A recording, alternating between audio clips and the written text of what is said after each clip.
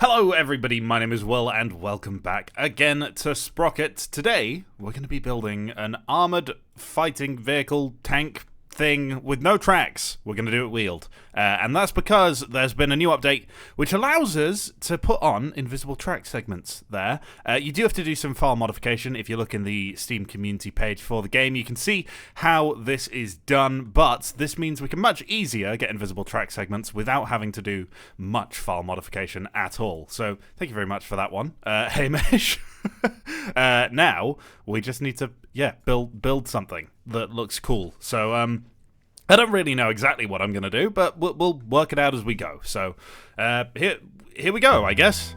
Okay, so here we are, post-commentary for the first time in a brand new editor. Yes, I have officially given up with my old editor, and now we're working with a different one. So fingers crossed this all plays ball and everything is good. But yes, we're building an armoured car kind of thing with... This one's just going to have a regular tank turret on, as you probably have seen if you looked at the thumbnail, which once again, most of you don't seem to do. I'm never going to stop with this, apparently. It just keeps going every single video. But yes, we are indeed going to make something along the lines of, think the 50mm armed Puma, think the Alvis thing, whatever it was, the Alvis armored car. Alvis Saladin, that's the one. Alvis Saladin, there we go. I think definitely by the end of it, it looked a little bit more like Saladin than Puma, but obviously that'll be kind of up for you to make that decision. Here is where my game slightly crashed, and I had to bring it back to life. So there's a new update. So basically now we have the ability to, within the game files, turn on a part called invisible track links. That allows us to have our track links invisible. That goes without saying, but that means much easier file editing to add invisible tracks. You no longer have to go in per blueprint and change the track links to have 0 width or 0 thickness or whatever.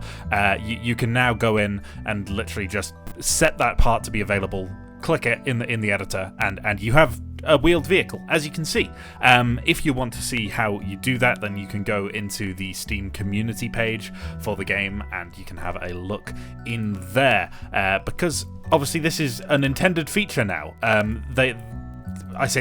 Hamish is still looking to make the wheeled vehicles a feature in the future at some point. However, that's going to be a long way down the road. So for now, because a lot of people like making these wheeled vehicles, it's been made as a kind of stopgap measure that you can do this. But yeah, so there's a couple things going on which I feel like I should tell you about. Tomorrow I get older, so there you go. That's maybe potentially you can use that as an excuse why I've not uploaded in like 9 days, but in reality it's just because I'm lazy. The cat decided this morning that 5 a.m. was a great time to cover our carpet in sick, so there's that. And yeah, generally speaking, it's going great. Look, it's a good time. We're coming up to 28,000 subscribers, and I set a goal at the start of this year, which was we were going to hit 35 by the end of the year.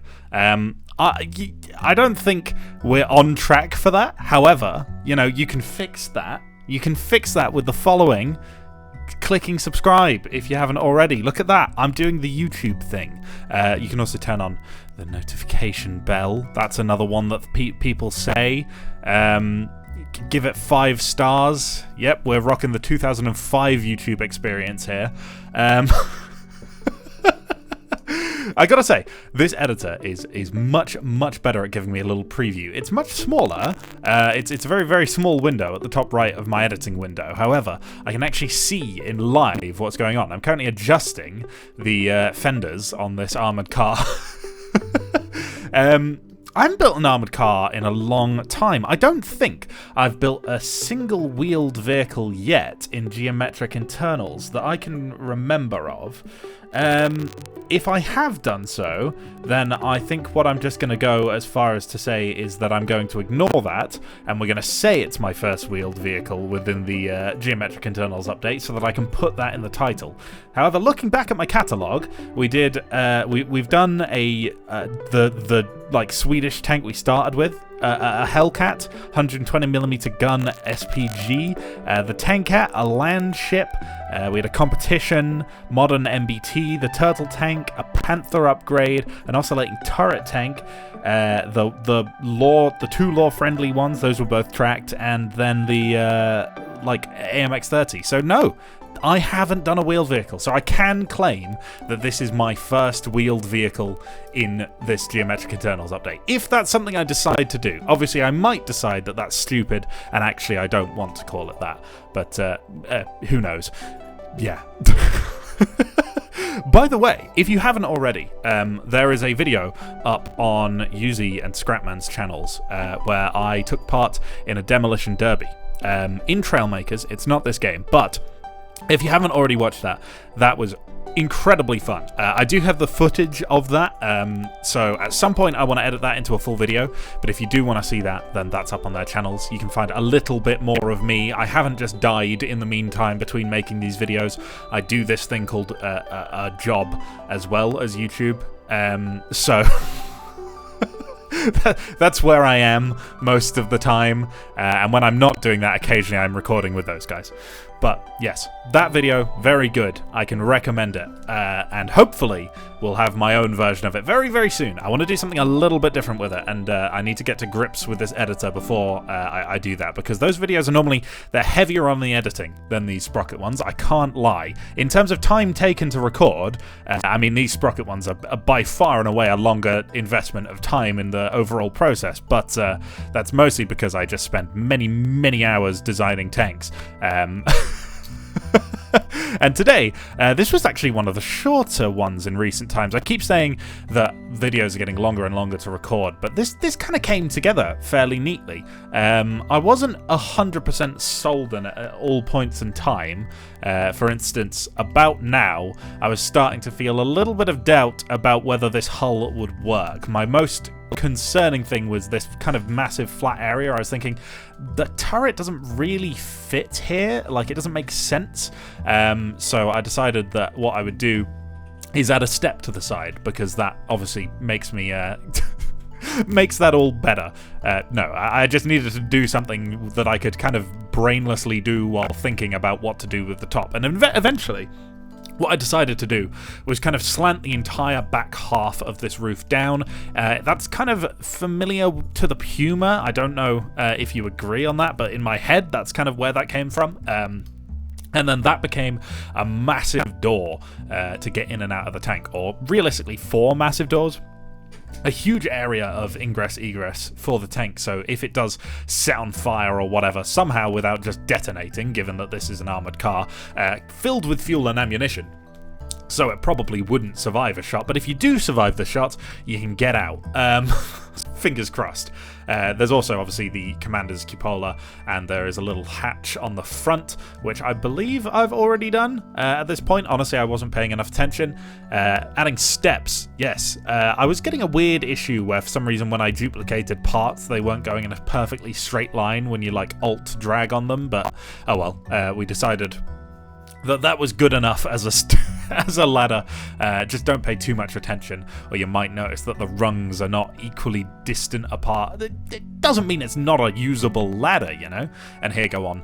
The big doors that I mentioned from before. I think this is probably one of my more, I want to say, realistic designs. I feel like it's feasible. You can disagree, that's fine. Let me know in the comments. Do you think it's believable? Do you think it's not believable? Look at me with this comment bait. I'm getting all the YouTube things done today. I can just I'll bring up memberships as well. We have memberships for the channel if that's something that you want to do. But there you go. That's all I'm going to go into for that one. Yeah, wow. I've run out of things to say here. Normally, we absolutely start blabbing on by now. That was a weird bug, that part just deciding to turn really dark grey for some reason. And look how nice of a circle it generated for me. I didn't even have to do anything funky with that. It just kind of worked. But yeah, that's the hull.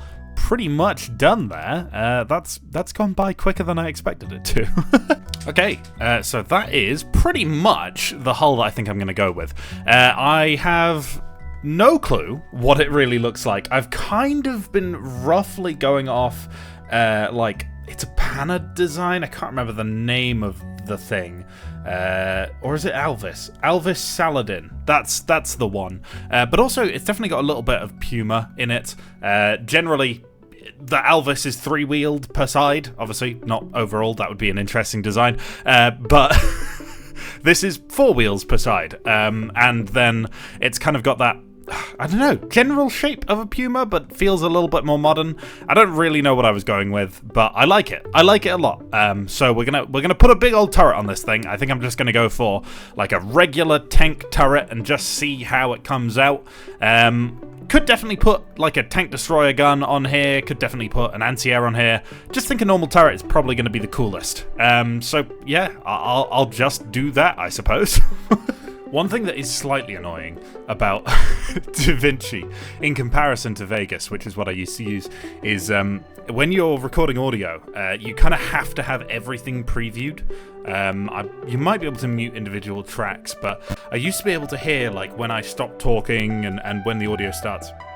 But now it kind of just plays everything. I'm sure that's just something that I can adjust. I'm still getting used to the editor, but goodness me, it speech jams me to hell. So I've just got all of the audio completely off. So yeah, we'll see. We'll see how this one comes out. Fingers crossed it all looks good. But yes, we're working on the turret now. So I definitely went for more of an Alvis Saladin. Yep, there we go. I knew something to do with salad. Definitely more of that kind of a vibe for this thing. This is the part that really makes it feel a little bit more modern than something like the Puma. When I say modern, I mean like 1950s, probably, maybe at a stretch 1960s. We're not talking like 2010 kind of technology here. Very much still rudimentary and probably using a weak-ish anti-tank gun from the Second World War. We eventually go ahead and put a 75 on this, but inspired somewhat by, I want to say it's the Fox armored car, not the Fox. Is it the? I can't remember what it is. Is it the Ferret? Yes, the Ferret. Inspired somewhat by the Ferret. I kind of decided to have this instead of a proper mantlet, kind of just like a hole in the front plate, and the mantlet sits behind that for the gun, which is obviously slightly unusual for a gun of this caliber. Normally, that's reserved for like machine guns. There's probably good reasons for that, but you know, I don't care. It looked cool, so we've gone for that. Yeah, this is done in the brand new update where they've fixed having kind of like custom mantlets no longer cause your guns to need file editing, otherwise they can't elevate. In fact, they've made it so good at elevating that like no matter what I did, it wanted to like elevate at like 80 degrees a second. So that's interesting. Yeah, but this is generally the shape that the turret goes for. What I end up doing is kind of shifting the entire thing forwards a little bit, just because I felt the center of the turret where it rotated didn't quite look right.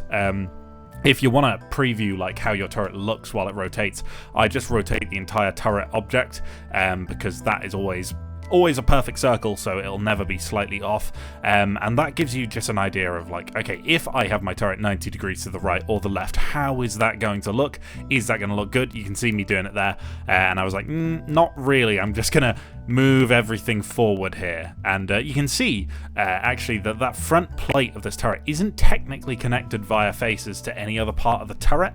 Obviously in real life it would be, but in order to get that shape without creating a bunch of points on the other parts of the turret, I created a gap by just removing the faces in between the two, basically extending it, remove the faces, and then just play around with it how I wanted to. And that gave me this kind of freedom to do whatever I wanted without worrying about it breaking the rest of the turret, which is super nice. You can always attach it later if that's something you want to do, but I just didn't think it was worth it. Other options, like the front hatch on this thing, are done with add-on plates, so technically you could just rotate that and have it open if you so desired, something like that. However, I've not gone ahead to build a proper interior for this thing. Obviously, we have the geometric internals interior, but we don't have, like, modeled seats and stuff, which I've seen some people do, and if you do that, you are absolutely insane in my mind. That is just a crazy amount of effort and detail going into tanks in Sprocket, and I'm glad that people can do it now, and have this, like, functional tank with interior, because previously, you know, it would have to be all of these kind of separate compartments that had their own space, and they would take away from the main space. So a lot of the time people would just have compartments that were naturally just overfilled with random stuff because it was so hard to get detail in and not overfill the other compartments. I tried a wheel on the back there, and I just didn't think it looked particularly good. You could probably do it with a mount with an add-on piece, but yeah, decided it wasn't worth it. And then I just plonked on some armor.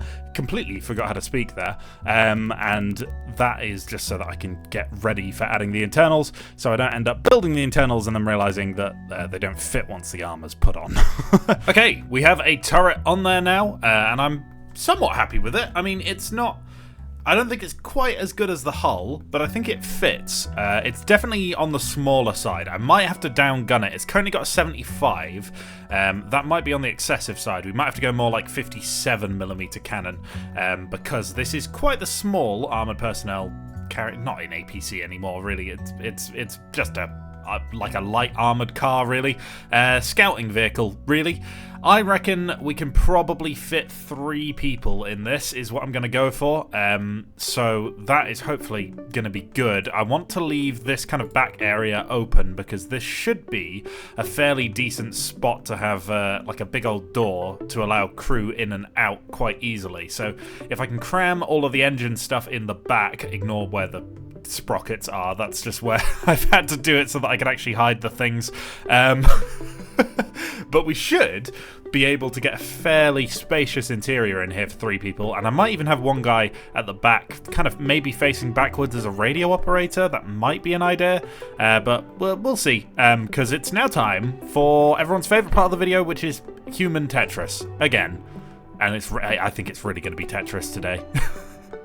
And now for the final time-lapsey bit, and also everybody's favourite time-lapsey bit, which is human Tetris. This went a little bit better than I was expecting, to be entirely honest. I really thought this would be quite the cramped tank, because it's not particularly huge. However, we have a lot more space than I was expecting in this thing. I don't know exactly why that is, but the height of this thing definitely helps. So I can have 2 people in the turret just basically stood up. They're ever so slightly slouching. I did my best to make sure that they could stand up comfortably, but it's not quite possible. I just had a little jig with him there. That was not productive in any way. However, it was really, really fun. I do love the controls for moving people around. When it was first added with sliders, I was very disappointed, because I had seen like a little tiny bit of this, and it seemed like this was always the intended way. And when Geometric Internals first released, there were just a couple bugs with it that meant that we got the slider method as a kind of stopgap measure. I'm very, very glad we got this in the end, and here I am putting on a firewall. No idea. The nodes that I was moving at the bottom there didn't move the firewall at all, but I really, really thought those were the nodes that I connected to. So don't know how I managed to pull off a firewall without connecting to any nodes, but there you go. And we ended up with a fairly sizable engine in the back of this thing. It's a V10, 1.2 litres per cylinder, so a 12-litre engine, which is definitely not spectacular by tank standards, but it's as far as this thing goes, it only weighs 14 tons, so that's not going to be a bad power-to-weight ratio in any stretch of the imagination. I believe we ended up with a 41 mile an hour top speed, which definitely isn't the fastest thing in the world. However, if we look up the Alvis Saladin as our probably closest comparison here, we can have a look, hopefully, to see what the top speed was, and it was 45 miles an hour. So it's within the realm. They had 170 horsepower. I believe we had quite a lot more than that. So I don't really know where all of the all of the slowdown comes from. Probably from me not optimizing my gearbox to the fullest extent that I could. However, it doesn't really matter. Ultimately, one of them is real life and the other one is Sprocket, so there's probably not that many comparisons that should be drawn between the two. But yeah, we're pretty much done with this thing now, just putting on a decal, so yeah, let me know in the comment section below even, do you like this thing? Do you not like this thing? Why? And do you want to have a go with it? Because if I remember, there will be files for this thing in the Tank Repository channel in my Discord, which will be linked in the description of this video. Okay, and fingers crossed, here is the finished thing. I just got to assign the crew roles, and we should be good to go. I'm going to set these faces to be a little bit thicker than that, because they were a little thin. So, what do we have inside here? We've got a 75mm gun with about 130mm of penetration. That's nothing spectacular, but for, you know, a vehicle like this, of this size, that's not too awful. There's 4 guys in here. We've got the driver at the front. I actually need to assign the roles to these guys. We've got a radio operator in the back, and as you can see, the antenna for his radio is there, just kind of slapped on.